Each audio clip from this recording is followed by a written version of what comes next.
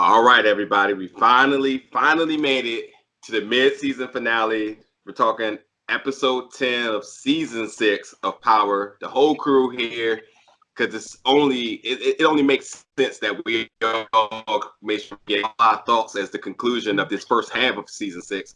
Which the good news is that it's returning back January 5th. So it's not going to be such a long wait, but nonetheless, we are at the end of the first half, and man, it's been a journey. So thank you for everybody who's been listening to us for the first 10 episodes that we've done this season, all the comments, feedback, and all that good stuff. We all appreciate it. But here we are, season 10. Excuse me, episode 10 of season 6. No one can stop me. First of all, just make sure I introduce everybody. Mo's with us, Lucas with us. So, like I said, the whole team, man. Man, it's a lot to talk about, and as always, if you have not seen episode 10, no one can stop me. Cut it off, because we deep dive into spoilers, theories, and all other stuff that rolled out in this episode. But and if you've been a fan of ours, watching our power reviews thus far, we always like to kind of start off talking about the title. What does the title mean? And this is going to be the easiest one of all 10 episodes, because if you don't even have a clue at this point, now I don't even know what to say. But I'll start it off. So no one can stop me. We talked a little bit about it last week, but we kind of, our approach was, who was this going to be talking about? And this was literally, I don't know the exact one I used, but this episode was prime Ghost, and Ghost and James. A lot of putting the bow, or the icing on the cake here, because we were seeing how this man, the emotions and everything that he's been through all the way for 6 seasons, get to this point. And we know he's really determined. His family's also been really adamant about the fact of, like, he's being self-righteous. He does everything for himself. And no one can stop me is literally what he represents, and literally what he said to every single one of his foes, his allies, every single person at some point was either no one can stop me, nothing's going to stop me, or like, you can't stop me, or you can't stop me. He made it very clear to each and every person. So for me, simply, the title was just, I think a lot of no matter who it was, if it was Ghost talking to Tasha, talking to Tommy, Tariq, he was kind of looking himself in the mirror and basically, as determined as he is, letting them know, like, nothing's going to stop me to this point. Like, I'm going to get everything I want in life, and no matter what our past got us to this point, whatever it may be, I don't even care if you're trying to help me right now, dead in my face. Nothing's going to stop me from getting and achieving everything that I want. So I think it was pretty simple here for me what it meant. But you guys, go ahead and get in here. I mean, go ahead, Mo. You wasn't here last week. You might as well go ahead. Honestly, as simple as what you said, it was just Ghost flexing. Like, I did this. I finally got here, so this is my flex, and none of you can stop me. It's very simple. Like, when I saw the title last week, I was like, dang, I'm not on the show. I bet these guys are going to talk about it and, like, what it probably means. And I was like, okay, well, my first impression was Ghost is probably going to flex the whole episode and how he did it himself and how he got there and how he did this and how nobody, like, no matter what they have on him and no matter what they do, especially given the fact that what happened last week, them finding Terry, like, no one can stop me is, like, the quintessential, like, it's right there in front of your face, but what I'm about to get to and where I'm about to get to, nobody can stop me. Nobody can stop me from doing that. So, yeah, that's it. Yeah. Go ahead, sir. I said it last week that this episode will all be about ghosts because, again, no one can stop me. It kind of says it all in the title of it, of what his point was, which is I've advanced past being ghosts. Right. And I'm not going to let ghosts, because Ghost falls into the category also of no one can stop me. So he's basically saying Ghost can't stop me. Angela can't stop me. Tariq, Tasha, anybody, anything in my past cannot stop me from reaching the goals that I have set forth to reach in the future, no matter how much it seems like it would have stopped him. There's nothing to stop it. Right? Yeah. Perfect reference. There was so much resentment from everybody with Ghost this episode. Like I got so many notes from this episode because I thought this episode just really quick. I thought this episode, I'm not gonna say one of the best, but it was just really well done. Again, like I said last week, they have a lot of explaining to do this episode to make a lot of things weren't really needed some clarity. And again, to get all the fans that's been invested for all these years to get to a happy medium before we know we're actually going to go down the last road of the final episodes, which is going to be January 5th. But so I think this episode left little to mystery for fans on any IQ here. I think all the little things we speculated about, either you got to answer or you got to answer, or it just became evidently clear of what it was. So it was just a lot. But I'm gonna try to go down some of the notes real quick so we can just cover a lot of this episode, because again, I thought it was very, very lot. But I think the beginning of this episode started off with Tasha. Well, not just starting off with Tasha. First of all, forget that. Tasha blew me in the very, very, very beginning of this, because I was thinking to myself, she had all that information speculating about where Terry was. And I remember thinking, like, well, how did she know? Then we kind of seen in the beginning episode where she kind of was like speculating that Ghost might have been following her after the QC. It was the QCP breaking ground or whatever they call it. Groundbreaking. Yeah, the groundbreaking. Right. So my question is, if she was so speculative on this, why didn't her ass go look for him there or go to find out where she at? She spent all these. I will never forget the episode when she was outside his house on his phone crying. On the phone, calling and crying, bro. Like, what are you doing? Like, that's what I'm trying to say. Like, Tasha, like it. Look, man, listen. You said it's one of the best. I just have like maybe like I have a lot of gripes. I just feel like a lot of stuff wasn't done. I think a lot of stuff was rushed through, but like, especially with Tasha's storyline in last two episodes, to me, it's just been like all over the place a little bit. Like, again, with the whole Terry thing, I'm like, oh, come on, man. If you knew this from Jump Street, why were you, like you said, why were you outside of his house? Yeah, and I get it. As Ghost. And I get it, because they don't want, like, they didn't want, the writing didn't want her to go there to blow off a major plot point by her going over there and actually knowing, like, he was there and he was there, or maybe her tampering with evidence, whatever it could have been. So I get it, but it was just dumb to me, dumb as hell. That, you know, but we'll talk about it, because like Warner and the Judge were my absolute two favorites this episode. All the BS I was floating around. Funny though about Warner is you've been calling it Warner like the good guy. He's not bent. He was very bent this episode. No. He finally. He got so desperate. No, wait. We're gonna get there. Yeah, we're gonna get there, because that's literally what I think the bulk of it is. There's a lot of good dynamics between characters in this episode. I will say this: every time a Power comes on, it's like previews on Power, and we see flashbacks to other episodes. When I started seeing the things that they were flashing back to, I knew a lot of these moments were going to become key focal points for this episode, which is really good. Just in case viewers totally forget about something, they're just like, hey, remember this happened, because something in this episode is going to reflect back to that. This could come back around to touch on this. Yeah. So I'm gonna bounce around a few things, looking at the notes real quick. So obviously Ghost was still pissed about Tariq and their relationship, so he's really trying to rekindle that. I think, again, all the way to this point, no matter what, I think he truly has Tariq at his best interest. I really do. And I think it was really cool, which is a little bit down from here, is that when we started to see, and we'll not see, but yeah, we'll see and kind of hear about Ghost's family past when he went to go visit his uncle, and about what that scene meant and what that bar and establishment meant. I think we're starting to now not only get into the IQ of how much of what his past really made who he is. I think it was really, really strong that him and his uncle scene, like the two of them together.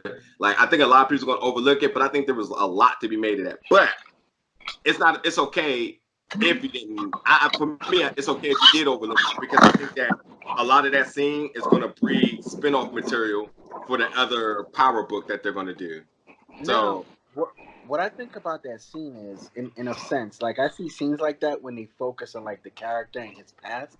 I look at it as foreshadowing as to what might happen to the character himself.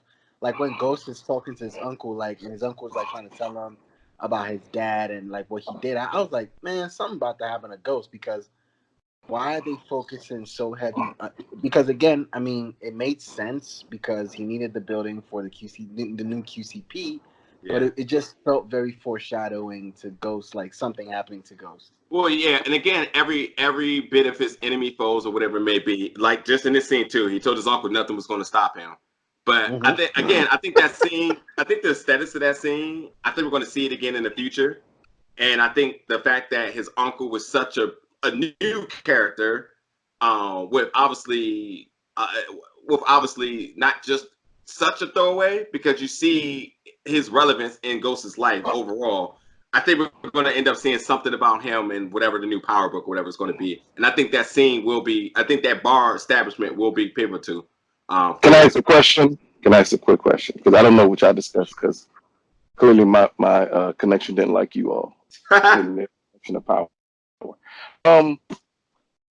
For about a year in the season, they constantly struggled to find a home for the Queen's Child Project. You're telling me this entire time he had a place with ease that he could just go to and get? Well, he also said that he didn't want to go back there because it kind of brought him back to a mental point of stuff of his past. And his uncle was like, kind of like, well, I wasn't going to bring it up, but now that you're here, so that's what I'm saying. Like,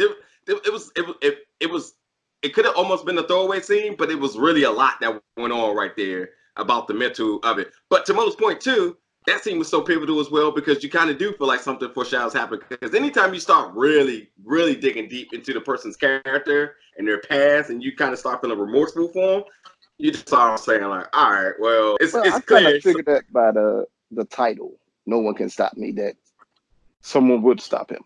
Like they set that up perfectly.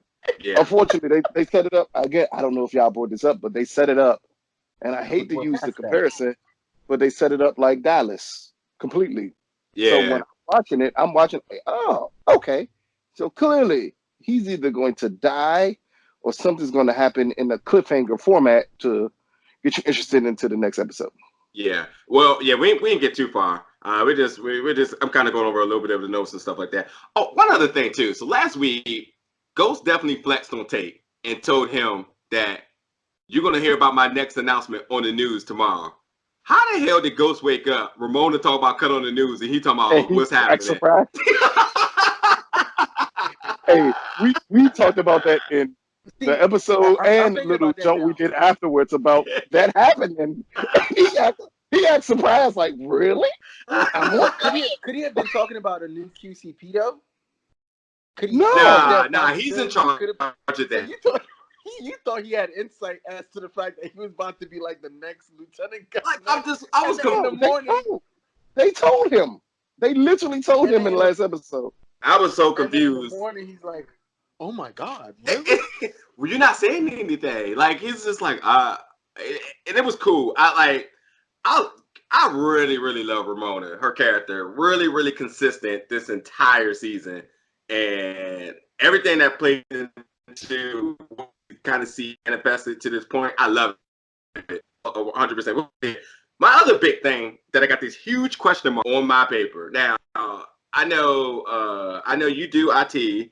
I know you do security. And obviously, I do IT as well, too. So we know exactly what the process is when you get those walking papers and you up out of there. And ain't no way in God's green earth you still have his PIN or cat card able to get into the district attorney's office. With you. You're not buzzing back into the building. My key works. Nigga, what? Yeah, they've blocked his access immediately. If not, took his badge. There's no way in hell. Your access badge don't work anymore.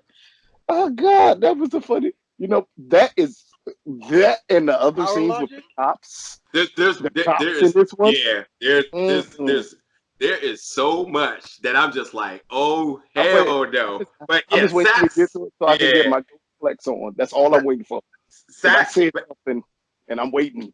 Sachs badge working is the most flukiest thing I've ever seen in my entire life. And Warner was looking like, how the hell did you? What? Hold on. Somebody in IT just lost their job. Yeah. Yes. 100% so. 100% so. Not only IT, everyone in the security department in their physical security department lost their job. Matter of fact, HR manager fired because once you get fired, you should send that email saying, "Okay, deactivate his badge." Look. He got into district attorney's. I know. Look, I know Cooper Sachs be up to no good and can always get his way, but there's no way this is happening, like at all. Like protocol, nothing about this makes sense. And it was Warner's expression was priceless. He was just like, "Oh, hold on!" And the security guards came in like, "Hey, what's going on in here? Like, get this motherfucker out of here!" Like, no, come on. First of all. Why is he still talking? Like, why are the security guards not dragging him out of the building? That's what I was. Hey, when he batted at them and said, "Don't touch me, or I'll punch you," and I'm thinking, nigga, slap. They were supposed to slap cuffs on him and arrest him. Warner was like, he's like, did this really happen? He was so confused. All right, my other funny thing about the beginning part of the episode, before we really get into the deep stuff, is that so when Ramona, Ghost, and what's her name? Who he's running with? I can't think of her name. The Latino running for governor. Yeah, right. When she said, and this is what I want to direct totally to you, Lucas, because I know you really spoke really. You spoke really good about Democrats politics last episode, and I was just like, yeah, all this is new to me. I do not understand how this works. I'm trying to figure out how in the world did she say if the QCP, the one thing Ghost wanted the whole time, eventually he said he's not going to get it, so he used the site that he was going to use to ultimately solve another problem, and then she says to him, hey, if you don't get this site for the QCP, I'm going to have to drop you and pick up. Like it was just nothing. I was thinking to myself, like, is that possible? Can she really just swap her her running candidate and just? Yeah, I think so, right? The issue is she never officially announced that he was her running mate. Without the QCP attached to his name, he's basically just another person. You need something that will get the inner city excited about you. Yeah, but if he doesn't have that. The difference is because Tate was running against her and Tate was almost up on points against her. If they're seen to combine forces, because Ramona says it, when James asks is, right, she gonna go with Tate? And Ramona says, if you combine a candidate that was running against you and you bring them into the fold, it looks amazing. Keep in mind, if she'd have brought Tate into the fold, it takes away everything Tate said about her. So at that point, he becomes the Tate before he made the comments about her being useless and all that other stuff. Fair point. So it would be perfect. In real life, that would be the equation. That would be the equivalent of in real life when John McCain was running for president and he wanted Joe Lieberman to be his running mate and not Sarah Paulson. If he would have went with Lieberman, it's a chance you would win because most people would look at that like, wow, I can't believe you're doing that. And that's why she said Tate would be at the top of her board. Yeah, fair point. I was a little confused. I thought it was like a flex on him. Like, look, I'll just swap you out for another black person, and I'll get this done. But in all honesty, it's that too. She's basically like, you are only good for me because you're black. And one black man for another black man will not change my mind. I tell you what. Look at fucking War Machine. Hey, I tell you what. First time Ramona's ever kind of been puzzled. She was looking like, oh, I don't know what we do here. Like, she thought everything that they worked for was done at that very second. She said, James, fix it. You need to fix it. I said, oh, okay. Yeah, that was the first time I think Ramona got some gangster in her. Yeah, that's the first time I think she was ever like super assertive to James. Like she'd always like soft spoken to him, and she kind of like put the bass in her voice, like, "Yo." Yeah.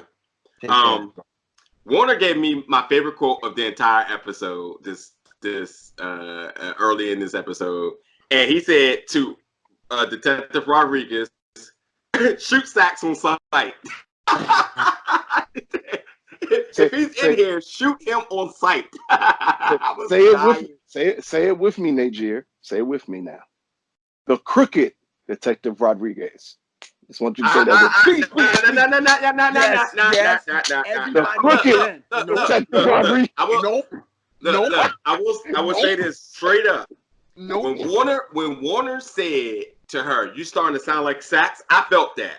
I absolutely felt that. But it was not until she dealt with Sachs that, just like you said last week, everything that she's doing with Sachs, you can't. It's not gonna. It's all gonna come back. You use some very educated words that I don't even remember at this point. But you said at that point, all the words, all the stuff that they've done together it can't amount to anything. It can't.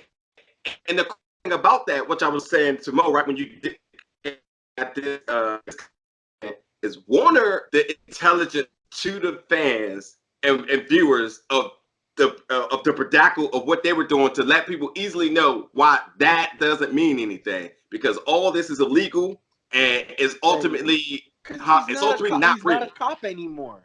Like he shouldn't be at a crime scene. The key part was before he brings up that Sachs is not a cop. That whole discussion, as I'm watching, and this is one of the few times in Power where I'm watching it and I'm analyzing everything she says with a person. So when they're having that conversation with Tate and they're going back and forth, and you clearly see Sachs leading him into his statement, but she was trying to stop him. She should have stopped him right there. She should have stopped him right there. It wasn't the point that she didn't stop him. It was the point that she proceeded with that statement to attempt to get a warrant to search James St. Patrick's Place. But that's the most crooked shit in the world. Yeah, but you know what? It didn't stop there. But we haven't gotten exactly. So she's bent. She kept on going. No, I ain't gonna go bent. Here's my honest reflection of her this season. She tried to stay ethical the entire time, and when she got to the point where she had to collude with Sachs, she got desperate, and Sachs is like a parasite. Anybody that's involved with him, they start doing crooked stuff, period. And that's been proven to every person in this entire show. Anybody that's been with him, they started getting crooked. Not until last episode and this episode, and it was obviously very evident because Warner said, you did this. She was horrible. She was trying to do her investigation, and she got desperate because Sachs has this brute force mentality of getting things done. But then we got to pay attention to later in the episode when Sachs is not around. She does the exact same thing with Dre, and she leads him into that whole thing. But that's my. Y'all saying this entire time, ever since she started teaming up with Sachs. Remember, she was against Sachs at one point. And then when she got Sachs, I think that's I'm not saying she was crooked the entire time. I said the entire time. No, I'm saying the entire time, this was obvious. I kept on saying, wait till she comes on here. She's going to be crooked. No. I said her and Warner. And guess what? Same thing. Warner did the exact same thing. Exactly. When what's her name? The ex-prosecutor. When the ex-prosecutor brought up what could happen if you told the truth, and he decided to go along with the lie. That was the proof right there. He was just as crooked as anyone else. Look, this is the thing. We're not there yet. When you say crooked to me, I feel like you're breeding the mentality of a person.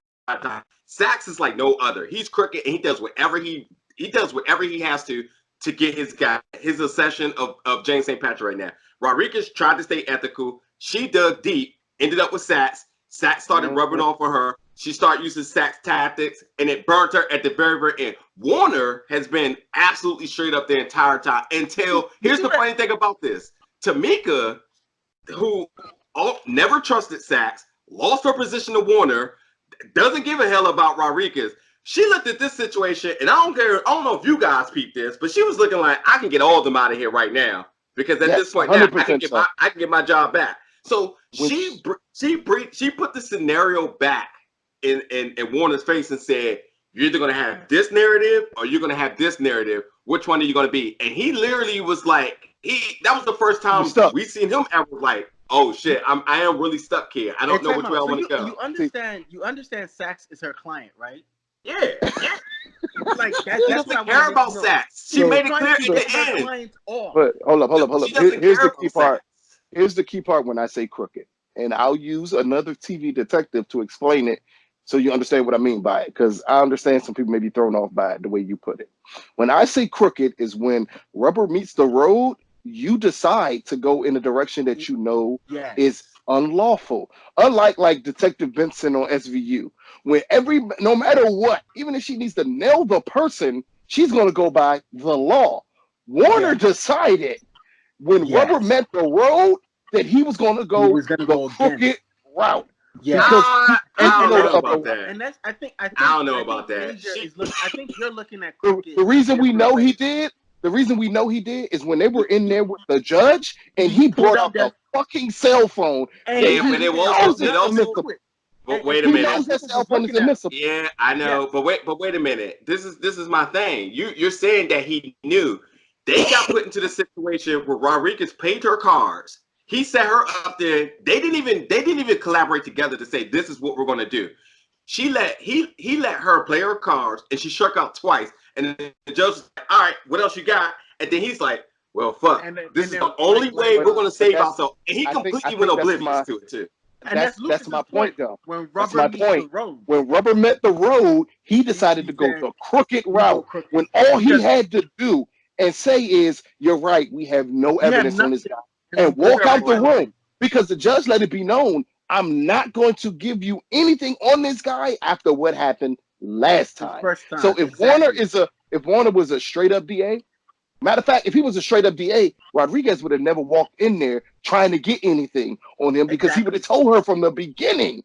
All the information you got from Sachs is admissible because one, he's not a cop. Two, we kind of know he planted that phone. We know that for a fact. Kind of know. They knew. He pointed. He said, I know what's happening here. Exactly. But that's what I mean, though. So if you know it, why even present? Why would you even let her present a case to the judge? Unless you're thinking, I need to save my ass. And when you're thinking about saving your ass, that means you are thinking about being crooked. Because other than that, you're going to tell the truth. And that was my whole point. It wasn't that they was crooked the whole time. It was that when it gets to a point, they're going to bend just like everybody else does on this show. I look at crooked as a mentality. I look at what he did was being desperate. He made desperate plays. I think that's what we think. That's what we think different. Crooked to me is a circumstance. Yes. It is not a mentality. It's a circumstance. Yeah, it's not like if you're put in a certain situation, will you go crooked? And that's what I was waiting for. I was waiting because again, I would say this about Power. They set it up perfectly. They set it up perfectly for this situation to present itself. That's all they did. They played it perfectly for to present itself and for you to see, was Rodriguez going to be honest? Was Warner going to be honest? And when it came to the point of them, both of them bent just like every. I think this is the goal of Power. And I'm gonna say this, then we can move on to the next topic. In all honesty, if you look at every character humanly possible, James may lie, but James is always honest to himself no matter what. Yes. No one else is on this show. So it reminds me so much of other great shows where the person who's supposed to be the villain is technically the hero because he's the only one being honest with everybody. He does not care. When I say honest with everybody, I mean honest with himself, with his actions. No, think about it. His actions. He's bluntly honest with everybody. Everybody knows James is looking out for James. No one thinks James is looking out for them. Everybody knows he's looking out for himself. Knows it. Yes. And everybody knows he's looking out for himself. Exactly. But no one else is willing to bluntly say, I'm looking out just for me. Because Warner made the decision to look out for himself. Rodriguez made a decision to look out for herself. Sachs has been making decisions this entire series to look out for himself. Tasha, look out for herself. Tariq, look out for himself. When Ghost brought it up with Lakeisha, technically she was looking out for herself.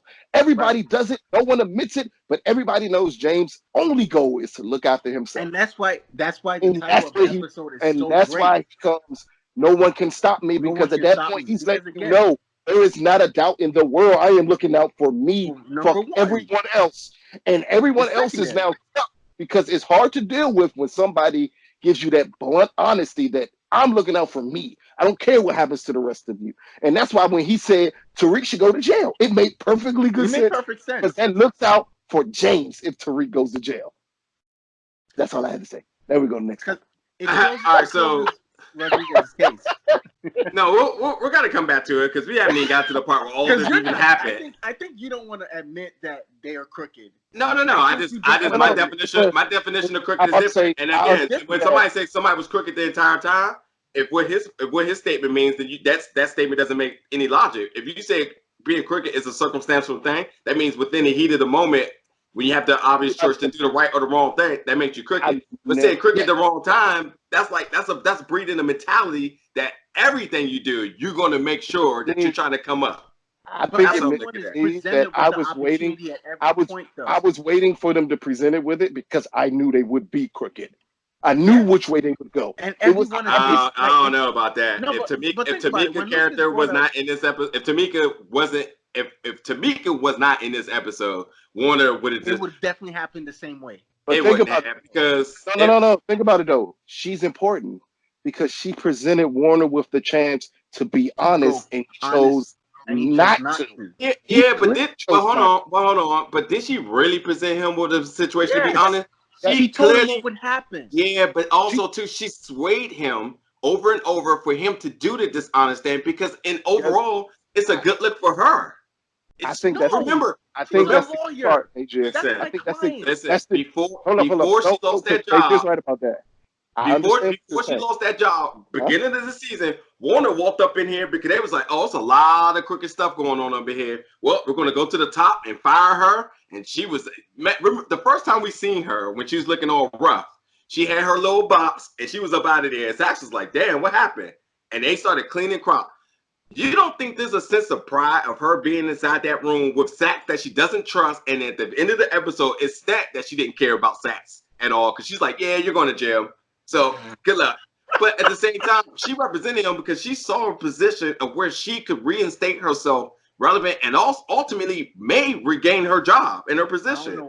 I don't think she's going back for her job, but what she did was actually show what she already knew, which was, what are you going to do when a situation presents itself for you to be honest? When she told him, you had two stories to tell here. You could tell the story of y'all going. Which one's going to be the headline tomorrow? Or the other story, which would be against the DA's office, but it would be the truth.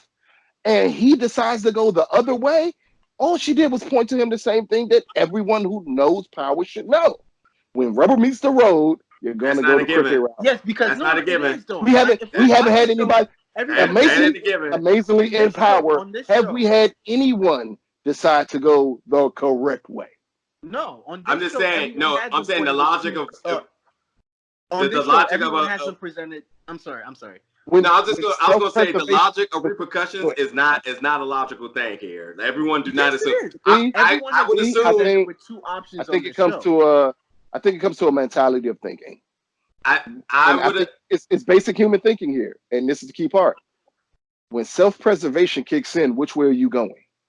No. I'm saying the logic of when somebody does something and the repercussions of doing it ain't always so clear for viewers, for me. And that's why I think Warner character was so important, because I'm pretty sure there were people last week saying like, "Oh, Sachs got the phone, they planted it, Ghost is done. They got the whole thing set up on him now." Hey, I understand what you're saying.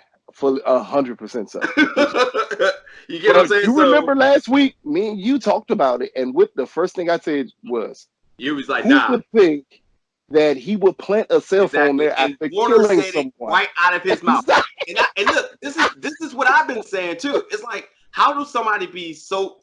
First of all, I have a really good reference to like the show Netflix, Making a Murderer, about how this guy he runs an automotive junkyard. He runs a junkyard. That's the biggest junkyard in that small city. How does this guy kill somebody but don't know how to dispose of a vehicle of the last thing she's done, and the vehicle's just playing on the back of his property, just hanging out there? So to the relevance of this, it's like, how in the world did this guy be the big master killer But all of a sudden, he's just like, I'm just going to leave this phone right here, right above the refrigerator. And that was one of two conclusions they could have easily came to. For one, and Warner brings it up too, Terry Silver was his defense attorney. Yeah, he was if he left his phone, that really would not matter. That's not much evidence there. Like, it was so bluntly honest that the evidence wasn't there. And I did like the point that they made Warner not seem stupid. Because he was putting it together like, oh no, that makes absolutely no sense. But see, that any of that would actually happen. But see, that is common logic. But again, that's why I say I love Warner characters so much, because for the people that just made this be completely oblivious to it, Warner spoke the truth to anything you want to speculate that makes no sense at all. Exactly. I can tell you, if you dig deep in social media, you see a lot of people saying things. It's like, wait, did you watch the episode? Because there's no way what you're thinking is even remotely possible at this point. But let's get down to a few other things real quick. One thing I gotta say, Simon Stern, whenever Ghost needs that chat, my man is always there to step up. That is the real MVP. You know what's great? The real MVP. He said, "I'm your only friend." And you know what? As horrible as Simon Stern is, I believe he's 100% honest about it. It's 100% right. 100% right. The but next thing too, he's a friend because he can make money off of Ghosts. It's a good business person. He gets it, and it's in his Wall Street America as he is and portrays the person to be. He's legit genuine. He is who he is. Yeah. There's no mystery to that guy. I mean, they have their beef, but I think they respect each other on a level. I think 100%. Thank you, Simon Stern. You was right. You was right about something else too. Simon is the only other honest person on this show. Yeah. So you know exactly what he's thinking. You know exactly what he's all for. And he doesn't shy away from saying it. Not at all. He could care less. Yeah. So I'm gonna go through some other stuff real quick. So Angie coming back this episode. Her ghost has reappeared. She's looking good too, by the way. I just had to just throw that out there. We ain't seen her on so many episodes, so it was good to see her back. But the big thing for this, and you guys could just quickly tell me what you think. So I don't know if you guys, for me, a bedroom's considered like a temple, and a lot of people I think a lot of people do allude to their bedrooms as being so. So when I seen how the cinematography of the bedroom scenes. It just had some type of elusiveness to it that it looked special. You knew something was like going to happen. It was like some type of like mental like healing and stuff going on. So when Angie came back and the conversations that they had with each other, how Angie was, she loved him, he loved her. I think he is 100% over him. She kind of gave her praise for Ramona, but still kind of kept it funny. But he kind of sat there and he kind of like took it all in and so forth. When you think about the very first moment we seen Ghost in this season and to this moment now, and the whole dynamic of losing Angie, this was legit. Like this was the happy ending that those two needed. They put their whole arc on the line right here, and we're just saying like, this is the dream we wanted. We're getting everything. I could have never did it. I knew too much. Ramona seems good for you. But, make sure you keep her at bay. Don't make the same mistake. She gave her praises, and I think that did so much for this man mental. For somebody that was broken this entire season, right to this point now that he kind of got the praises he needed to move forward. Thus, at this point now, Ghost, which I was going to say earlier, Ramona did something that no one's done since Tasha and believed in him. And Angie had her doubts all the time. Yeah. But she believed in him a little bit, especially at the beginning. In the beginning, yeah. When they went to Miami doing the whole trip, yeah. But to the point of Ghost's mental here, when he was able to say that she believes in him, that meant everything to somebody that's a mogul and his such. Like it had nothing to do with their chemistry, how she looked or anything. He looked at the person that he loved and cared so much about and said that she believes in me, and this is why I think she's the one for me to move on with. I just thought it was really, really powerful that we got to actually see that whole, because like her reappearing and so forth, we just seen how damaged she is. But I think this is, I think him being in the temple of the bedroom, this was a really powerful scene because it really provided a lot of like spiritual healing for him as a character in a relationship with that. So I really liked it. I really liked it. I gotta jump to something else real quick, and you guys tell me what you think. And I said this before, and you guys didn't have an answer for me. But now I noticed something else, and I'm going to see if your answer changes here. Angie appears in a red dress, which can be symbolic for something, and you guys kind of just played it off or whatever, right? But Raina returned. I think I said that red was a symbolic of death or new beginning, right? I think it's the first time you ever saw her. When she came to the club. She had no. Yeah. Her reappearing as a ghost. Oh, you're right. I know what you're saying. I don't remember that. I don't think it was the first time he ever saw her when she came to the club. Like when he was standing on the balcony of the club. Yeah, I don't look down. She was wearing a red dress, and every time it was red. It was a red dress. Every time you see her previously on Power, or every time they flash back to that moment, you look it up. Yeah, I don't got time to look it up. Okay, but my point is, she appeared in a red dress, and like, either if you believe that it's symbolic for something now, but Raina appeared in a white dress for him. Was it just a white or white outfit, whatever it was? White outfit. It wasn't a dress. And I thought that was she's pure. So that's my thing. Is there something to be made of this here? Because Raina, 1,000% so. Yeah, I think for Raina more so than Angie. For Raina is pure. Like Raina had nothing to do with like any of this. Like I mean, yes and no, but I think Raina, he's always seen Raina as the pure one, the purest. I think it's how he sees Raina, as like my angel, my girl, like you're my, you know, like most fathers see their daughter as like their world, their angel, and that's just how he sees her, and that's just how he's gonna continue to see her. And that's just how he's gonna continue to see her. Angie is the bad part, and this sounds weird for me to say it this way. Angie is the bad part of his subconscious. True. That's exactly what I was thinking. The key part of their conversation about Ramona was Angie saying, "Don't tell her everything because she's not from the neighborhood." And then you see in the very next scene with him and Ramona, when she says, "The reason why things didn't work out with my ex-husband is because we weren't 100% honest with each other." So now he's going into this relationship still not willing to be 100% honest with her. And then in his scene with Raina, when he wants to blame Tariq for everything, and she says, "We learned all this from you." Yeah. That's the part of his subconscious that's telling him. We knew that 100%. Yeah, of course. But this is the part of his subconscious telling him exactly that. Yeah. This is your fault. You can't blame anyone else for this. And that other part of the subconscious, like, you still need to hide secrets and you still need to be yourself and not reveal too much to anybody. So it's like they're playing against each other. Yeah, you know what? That was Raina's best scene this entire season, entire series. Why would you do that? I ain't gonna lie. That's her best scene ever. Horrible. And I know I said I miss Angie, but I did not miss Raina. I'm keeping it 100%. I was that like, that was the best ever done. Besides her talking about the ghost, isn't there like one more ghost that appeared in this episode? Yes, it is. We'll get there. There's one more person. Yep, there's one more person. And again, that's why I love this episode, because we got to legit see everybody that meant something to Ghost's arc entirely. So yeah, I'm gonna just go over some quick. Stuff real quick. So the search warrant, the sneak and peek, that was BS. Just gonna keep it 100%. When Tommy went to Ghost's announcement of him running for lieutenant governor, I don't know if y'all peeped it or not, but there was a Holly-ish girl that walked out that club, and I'm definitely surprised that we didn't get to see Tommy peep her, because I was like, yo, that's a Tommy girl walking right there. a redhead walked right out the club. Like Ghost went to the right coming out, and she walked to the left coming towards Tommy's car, and I was like, yo, they not gonna show my man Tommy Gooser right now. I don't believe this, because we know 100% that's my man type. Wait a minute. Quick. The sneaker peek is also with Rodriguez being crooked. I forgot that, but go ahead. All right, next thing is Tasha. Tasha at the cemetery came out of nowhere.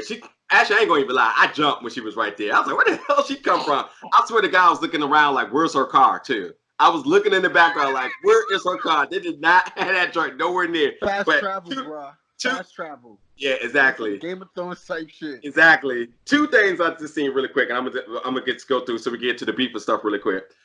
When Ghost said that he's moving on, she's like, Ramona, I know. Bust out laughing there, and then he said, "I release you." I release you. Hey. Can somebody? Who the fuck are you, Can somebody please look? Once he had that talk with Angie, my man ego shot up like this, and he went he went bananas off these interactions.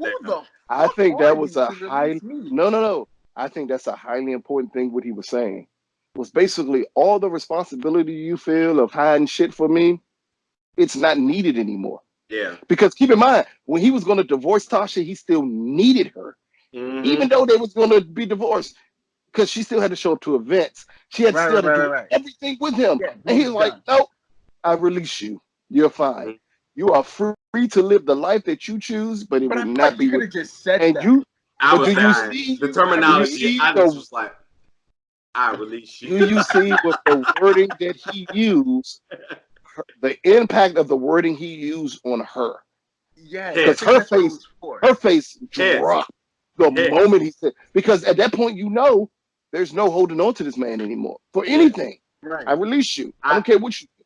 I will say too, of everybody but Rain, even Rain at this time, I think everyone legit put their best performance on the line this episode. I thought Tasha was really, really good this episode with her emotions and everything. Because that's, like you said, that scene, it did breed a lot into the ultimate anger that manifested towards the end, where we got to really get to it in a second. I'm just waiting for that part right there.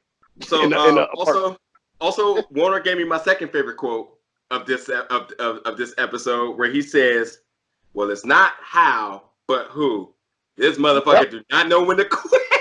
He knew immediately where that quote came from. So you see that right there? That's another one, because again, that's another chance for him to be like, "We're cutting this shit," but he didn't. No, that's not, because he actually, after that is when he had Tamika when he had homie. Because he knew then who set that phone up. He wasn't crazy. Because as he said, he's supposed to be someone who's eluded the cops for all this time, and he's going to leave a cell phone around. A cell phone. I'm just glad that he did. I'm glad he did everything. Like I got right in my notes that Warner is smart, and then smart in all capitals again. Because again, for the people who just have no clue how some of this stuff works, or even digging this deep into the episode, Warner was the quick reminder of guys, just in case you weren't paying attention, this is not possible. Just so you know. Right here for people to put it together. Yeah. Warner is Proctor, because Proctor was the conscience of the audience. Yeah, 100%. I said, we said that before, and now that he's not here, that's why I said we was going to miss that consciousness being there. We haven't got a lot of Warner, but we got a good dose of Warner this episode. I love Warner this episode. He was dope. A couple other things really quick too. So Ghost, like I said, Ghost got really cocky after the whole Angela encounter, because he legit made. I can't tell you how many times that I wrote down here that he says nothing going to stop me to everybody. He said it to everybody. He's faced all of his enemies, and to be honest, Tate was there to help him in that one scene. This is the first time we've seen Ghost talk so much. He's usually not person that over talk. He talked so much that his ego was just inflating. But it was so good because Tate was honest. Tate said that. Yeah, Tate was like, "I know when I lost. I'm gonna try to help you. Oh, your son. Let me tell you about that." And then Ghost was talking so much. He's like, "Oh, you know why you lost?" Yeah, he's like, all right. You know what? He's like, "Nah, fuck this man." After that. But you always be a loser, Rashad. You never be a loser. I'm like, yo, and you can see Rashad like this. Lorette Tate was pretty good right there, because if somebody tells me I'll always be a loser, we go fight. It was him and that conversation with Dre when he said, "You'll always be a little bitch." Yeah, I was just about to get to that. I was just literally about to get to that. It's so funny that he overtalked Tate the entire time, and then he listened to Dre, which I was so confused about. But I think he listened to Dre. He wanted Dre to play his card. Turn around. Yeah, but exactly. So he could turn around and shit on him. Yeah, every so perfectly. Every encounter that Ghost had, you can't run into like a bitch. I said, Jesus Christ. Every encounter that Ghost had this episode, he escalated them to make them worse. Except for no. He made every situation that he encountered. He made it worse. Even my bad. I'm saying to help him. No. I will make an argument that the one he didn't make it worse with was Tommy. With Tommy. Yes. He told Tommy. Right. When he told Tommy, like, you chose this life. I wanted you out with me. With you me, chose to stay in this. That's true. Like, that was blunt honesty with Tommy. That because was Tommy brother. was That was Ghost some for stuff. shit. And he was like, man, you supposed to be my brother. You supposed to be here with me. Yeah. And you chose to stay. Yeah. So we got about 10 more minutes, so we hit our hour mark really quick. So I want to definitely bring up one other quick thing too. I told you Pulse was in the preview last week. Remember I asked you that, and then here she was. So yeah. So another quick thing is that when who said this? When Ramona said to Ghost that I can't compete with no Ghost, James, I was like, okay, bars. I see her here trying to spit that flow really quick too. When she was trying to tell her about her, when he heard Paul talk about Angela, and she was like, who was that? And then he brought that up. And then she's like, yeah, I can't compete with no Ghost, James. I was like, oh shit, you dropping a sneak bar here really quick. But Tasha was so hurt this episode. That apartment scene. Oh my goodness. But what else we got real quick before we get to the last part? The look on her face. Oh yeah, when it was in the apartment, the iconic scene where it all started is empty. First of all, shout out to the people that redid the apartment, because if this was practical, they did a helly good job. Like, my man destroyed that place. And you know what Tasha said when she came in, and I was ready to just pause the show? She was like, oh, the carpet looks good. Bitch, this motherfucker got shot up. You talking about the carpet? Oh man. She blew my whole life with that, dog. She was like, like the walls were everything, the ceramic tile was messed up. Just and she was like a woman to focus on the wrong thing. Looks good. that just blew me so much. But again, like I said earlier about the bedroom and the temple, that scene with her, Tasha and Ghost in the bedroom, super powerful. Super powerful. It was the entire beginning of them and the demise of them right there in that scene. Also, Tariq telling Ghost to confess everything. Man, I wish we could have got a little bit more of that. I hated that. I thought he was recording it when he said it. I thought he was recording it. Me too. Well, I think he still is. Hey, I tell you what, yeah, because we need to get to that. Tariq was the only person who wasn't walking with a strap. So what weapon does he have? That he's his father's son. He knows in the end he is safe. But you know, the symbolic thing is that all these bad omens are all coming to one place as the demise of Ghost. All right, so look, let's just and to your point, fine, I got it on the paper right here. Yeah, Rodriguez went full-blown Sachs to Dre. You got it. Right. Full-blown. You got it, Joe. Yeah. Full-blown. And you know what? And this episode ended where the series started. It started in truth. It ended with truth. Also, I peeped too that Miguel was playing both times because I'm smart like that. And Ramona also beelined the club the same way Angie did when she came in. I don't know if you peeped that, Mo. You talking about when we first seen Angie, when Ramona came in the club and he was looking on top. She beelined the same way. The same way. Notice, and I think that's symbolic as to like this is the beginning and this is the end. 100%. You know what's funny though is we see everybody walking to the club. I think Tariq was walking away from the club, right? I don't know about that. Well, obviously now he's walking towards the subway. But let me say this real quick before we get into the last part. Again, power logic.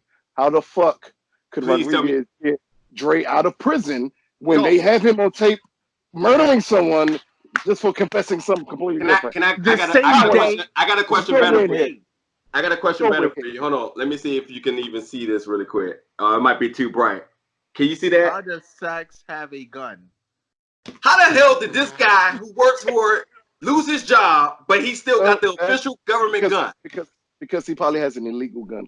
No, hell no. You've seen the gun. That ain't no goddamn illegal gun. That's the same gun that the same gun that all the officers got. He lost his job, but he still has a gun?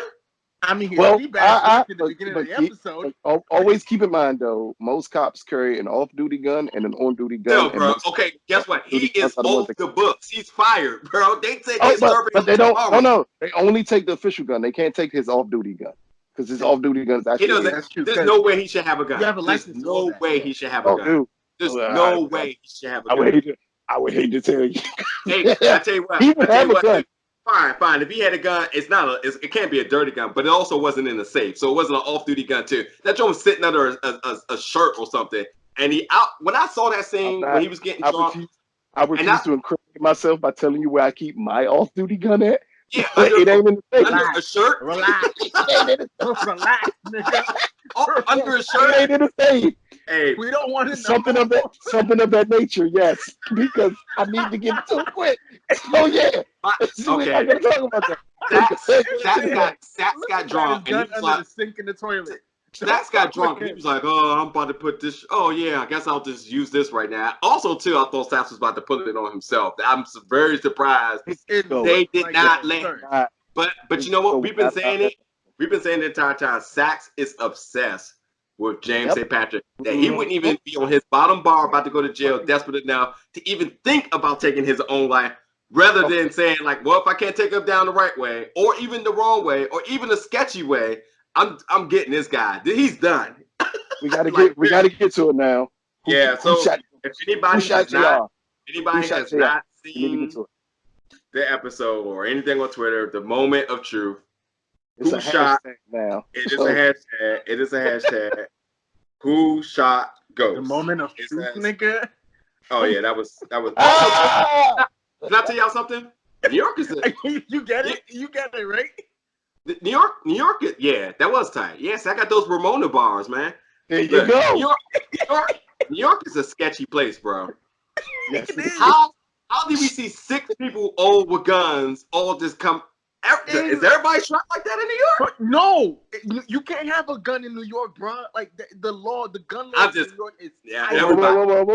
Whoa. Say that again, sir. I mean, people do, but the gun law in New York is tight as fuck, dog. Really? Like, you sure? You sure? It's one of the tightest in the country. Again, I will tell you another little secret. Hold on. I don't want to know, bro. Hold on. I just thought about something too before we talk about the shot. At Comic-Con time, yes, sir. You can have a gun in New York. It just depends if you have it legally or not. Hey, before we talk about the hashtag real quick, I forgot to say that Ramona is so smart that Ramona is the only character in Power to somehow opt out of her stars contract and clause of having to have her one new scene. So when we finally thought we were going to get it, she was like, Ghost was saying exactly what all of us were saying. So it's about that time, right? She's like, "Well, I think so. I finally been waiting for this. Well, I guess I'll see you back at the hotel." And we was like, "Okay, finally." Well, she's supposed to be the real one, so he can't fuck her. Like, you know what's funny though? She was on Spartacus on Stars too. Like, they're swapped out. And she never, like, I think it's just the actress herself. She's like, even on Spartacus where niggas was doing anything, she just never was out there like that. So again, who shot Ghost is the hashtag. The question is, Ghost was shot. No one knows. We see all the enemies towards the end coming to engage with him at Truth because apparently he has the GPS on his back, and everyone, even drunk facts, everybody knows where he is. Everyone just was there and even Ramona was there for some reason. Oh, she's about to serve him papers to go to jail. I guess. Oh, whatever. I don't care. The question is, who shot Ghost? Who had the most motivation to do so? And also, too, this is something that I think people need to pay attention to: the location of where he was shot. That is a precise shot, and there's only one person in that group that can make that shot, and that's Tate. That is Tate. Yeah, that's not Sachs. He's drunk. She didn't even have a gun, but whatever. We see Tommy shoot. Yeah. Well, Tommy can shoot. I'm not going to say that because have we seen Tasha shoot? Yes. No, we haven't. Yes, at close aid. Oh yeah. It was a close angle. She popped Keisha in the head. Yeah, that's like a baby can make that shot. Yeah, but also she was mad. She was shook, and she was shook after she killed what's her face too. I think whoever shot him is a calculated killer. It's not going to be. Yeah. I don't think it's going to be any of the people they. But that's my point. That's why I said it has to. Put it this way: for the people that they want us to think it is, for me, it has to be Tate. It has to be Tate. But I don't think it's none of them. Sachs would know how to shoot. Yeah, he was drunk. He was drunk. I just said that. Sachs. That does not stop you. That does not stop you from being able to shoot. Trust me. No, okay, again, we're not going to go into details. Luke, But that does not stop you from shooting. Sachs was emotionally drunk and disturbed, and he was stumbling down the road, and he was going to engage in a. Yes, of Luke, course. Somebody if you had to pick one of the 6, who you think did it? Yeah, that's all. It's the best shooter, and the person who has the most motivation for me is Tasha. But I just don't think Tasha can do it. If I had to pick one of the 6, it would be Tariq. Tariq didn't have a gun. That's the thing. They didn't show you with him. They didn't show you him have a gun. Yeah. Also, he can't shoot. He can't shoot. We seen the last time. I think that's no. But keep in mind though, that shot ain't that difficult to hit. Sir. And then it's TV. Keep in mind though, it's TV logic.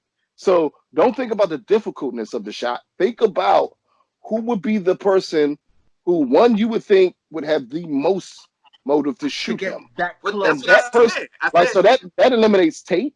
That eliminates Sachs. Because Sachs will let you know no matter what. No, Sachs is up there with his own personal obsession. He may be obsessed with him, but think about it. The person who has the most to lose, the person who would want him dead, would be Tariq. Yeah. Because he can plant Ray's murder on his father. Yeah. And you know his mom would do it. But also still, Tasha can also take the same equal fallout from it. But think about it, though.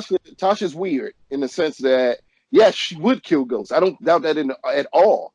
But still, the person with the most is Tariq. But okay, so Tariq was the calmest person walking out of everybody else. He was the one who knew what he was doing. Two things for me here. Again, you said the shot, but the shot location was picked for a reason, and it's precise, and it's also really symbolic with the same place Angie was shot too. Not sure if you guys peeped that. So Tommy could make the shot. Tommy obviously probably has the most emotional motivation to do so. But again, for me, I don't think it was none of them. I don't think Tommy. At this point, I don't think any one of us think that it was either one of them two. Yeah. If I have to pick somebody out of everybody, I'm saying it's Tariq. I'm saying it's Jason. Well, that's my thing. Who in the world tried to attack Tommy and Ghost? They were black too. Dead body? Who's that dead body? Oh, that was Tate's guy. It's one of two bits people, bro. No, wasn't that Tate's guy? That was the Tate guy that he had them doing the investigation. Oh, the big dude. Right. Yeah. And he was shooting to kill both of them too. Also, we never. Or it was Vincent's guy. It wasn't Vincent's guy because he don't roll with black people. But no, not the black guy. I'm talking about Vincent that shot him at True. Oh yeah. I do talking about the black guy. Yeah, I to be honest, I really do not. I don't know. I don't think it's one of the six because it would be. I don't think it is either. Obvious if it's one of them. But check it. What about this? Like this is. I know it's like a throwaway idea, but Ghost called what's his face in jail, and it's like, I need you to do something for me. Why are you calling me? Money and revenge. Yeah. Is there a possibility that Ghost arranged his own like? Again, we don't know if he's dead. Oh, he might got something. Yeah, he's definitely not dead. I mean, well, I'm not gonna say that because it's power. They may turn around and decide to kill him. There's no telling. Exactly. You're right. They may try to kill him to branch off to the next series. That's true, but that just hit me right now that could be a possibility. Well, we don't know. That could be possible because they played it like 2-bit. He was calling 2-bit to kill Dre. Right, but Dre if he was calling 2-bit to set up a hit on himself, which at that point takes all the pressure off of him. Exactly. Now he's clean. He could go be somewhere else. Also keep in mind that if you're gonna hire somebody to shoot you, I'm gonna need you not to shoot me where they shot him at. Like, I need you not to shoot me where they shot him at. Like, in all honesty, a headshot would be better than where they shot him at. Hold on, so no, real quick. I just want to make sure we get everybody an answer. So again, who's the guy you think had the most motivation? Who do you think shot him out of the six? If I had to pick someone out the six, I'm sticking with Tariq. I'm saying Tariq too. Yeah. Both of you guys got Tariq as the shooter. Who has the most 100%. Motivation? Like after that good night, Dad. That's some like. But that's what I mean. If I go by the person with the most motivation, I'm going with Tariq as the shooter.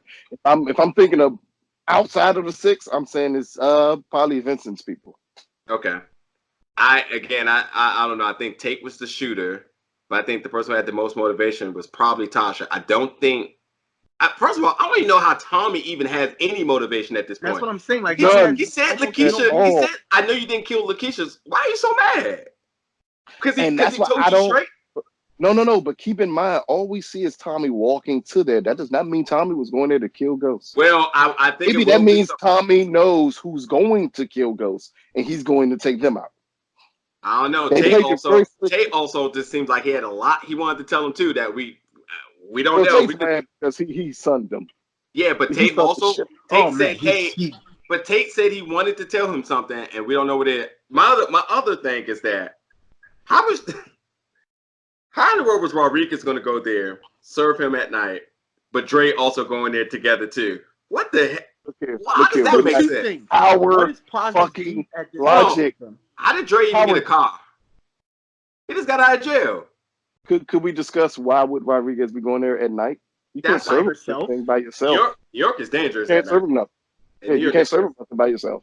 All right, what is Paz's beef with him? Me, don't get that one. I know she got lied to, but I don't get that. I don't get that at all. When she says, "I know you didn't kill my sister," damn it, that's the end of the beef, right there. Exactly. End of the beef. Game over. Like, all right, peace out. I think, but that's what they did that to trick people. But again, we just broke it down. You just eliminated how many people that don't have a legit reason to kill him. Yeah. And again, except for Tariq, who is thinking, "Nigga, you trying to put me in jail." And I will say this too. Tariq was wearing all black, and we're talking about figures of being symbolic. Hey, yeah. you know, we wear all black in the daytime. You know what you did? He all black everything. Yeah, he had the all black suit on. When he showed up in the all black suit, I was like, "What the? That don't seem right." So, all right. So look, let's quickly because we're just a little bit over an hour. What's your guys' expectations for January 5th when it returns? Ghosts in a coma as they discuss who shot him, and they go through all the stuff. And at the end of the episode, well, during the episode, you see him being visited by Raina's ghost, Angie's ghost, and then his eyes will open up at the end of the episode. I'm not saying he's gonna be alive. It could be a seizure that kills him at the end, but is it only one episode left? No. I'm saying that's what's gonna happen on the comeback episode. Oh, okay. Yeah. What about you, man?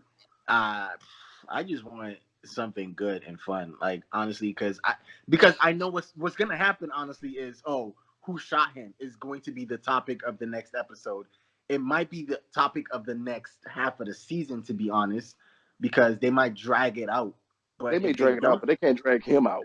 They may drag it out. They can't drag him out. Yeah, so I'm just saying, like for the next episode coming up, it's gonna be Who Shot You. Like that's going to be. I'll be hard pressed if the title of the episode is not Who Shot You. And for me too, I think it is going to be a foe that's going to make all his enemies become his allies again. So it's got to be somebody. It's got to be somebody that they laterally do not like, or somebody new that ultimately can demise everything. Hey, Najir, I think you said it before. What happened if it's the Latin guy who they introduced? Right, because we haven't seen or heard anything from him. Seen him since then. That's a possibility. He could be the person taking over for Jason, or whoever took over for Jason. That's the new connect they want to run through. But but maybe they want to run him through everything. There's no telling here. Yep. All right. Well, any little closing remarks, real quick? This was a really good episode. we got a lot accomplished today. Any other little closing remarks? I need to know who sung the end. Big Rich I thought it was John Legend. I thought it was John Legend too. And right. Then, I'm like, and then his vocal ranges were way higher, and I was like, that's not my man, John. hey, whoever sung that shit, they need to open up the next episode on January 5th with that version of the jump. I need that version to open up. We know 50. That's definitely happening. Also, too, that CGI of ghosts falling endlessly, I can do without that. That shit was, hey, I've seen some stuff online that's saying that was a dream, and that he's not actually that because of the way it looked. That's fair. I mean, my man Kanan did say none of this is real, and I know that again. Another quick throwaway. that people's just like, oh yeah, everyone's just returning. But Kanan's also been very thorough about everything that he's done in this show. Kanan's been, matter of fact, Kanan has been honest his entire time on the show. What happens if they rewind all the way back at the end of the series? I would on the roof, on the balcony, and looking at Angie, and that's him going over and playing in his head everything that could happen if he pursues that relationship. I tell you what. I won't even this podcast saying fuck this show if they pull that shit. Don't put that shit in the air, Lee. Don't put that shit in the air. Hey, look, I'm gonna tell you this straight up, and this is my last remark. I ain't even mad at that because I'm expecting that to happen in Walking Dead. So one way or another, that ending is coming somewhere for me. So I'm cool with it. I ain't even playing. But yeah. We dug deep into this, y'all, and we're gonna try to do some other recordings because we got a little bit of time till we get to January 5th. So I know we're probably gonna either watch it again. I'm pretty sure some other promo stuff is gonna come out. We'll talk about that. If any little trailers, sneak peek comes about, we know 50 loves to advertise. Also, Xfinity dropping stars. Should we just throw that out there too? Because we apparently no one's happy about that. But whatever, that's our little plug for it. Can you quickly talk about that? This is one of the first episodes in a while that Courtney actually wrote herself. Yes. Yeah, I didn't know that. That's highly important. Well, this is one of the few ones she wrote herself that she didn't like branch off to other people. I know that also. But we'll try to get some more material out because I know I'm gonna watch it. Probably some things that this first time I only watched the episode once, so I'm pretty sure there's a few things probably missed or whatever. And like I said, we're expecting probably more information about Power Book 2 and other stuff coming out. Hey, Ninja, hopefully we can watch episode 1, season 1, and see Angie walking in that red dress, so I can be right. That's what I'm gonna say. Thank you for listening. Yo, thank y'all for listening, man. We'll see y'all soon with more stuff.